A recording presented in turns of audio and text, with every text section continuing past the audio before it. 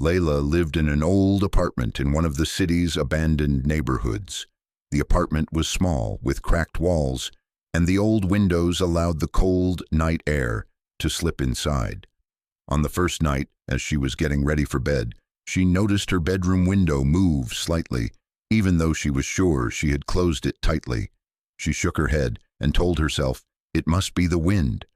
But on the next night, a faint sound began to come from the window. Tap, tap, tap. Layla ignored it, convincing herself she was imagining things. Then came the third night. The dim light from the street barely reached her room. She sat on the bed, and the tapping grew louder, like someone trying to get in. Her heart racing, she carefully approached the window. When she lifted the curtain, she saw nothing. But something deep in the corner of the glass gleamed like blood in the faint light. At that very moment, a cold breeze swept into the room, even though the window was shut. Then came the voice, this time clear. "Leave, or I'll come out."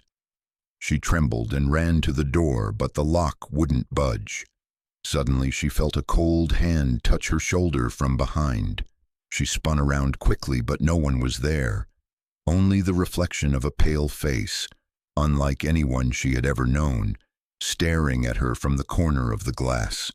She tried to scream, but no sound came out.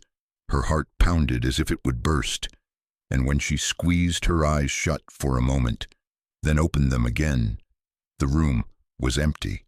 The window was sealed tight, as if nothing had ever happened.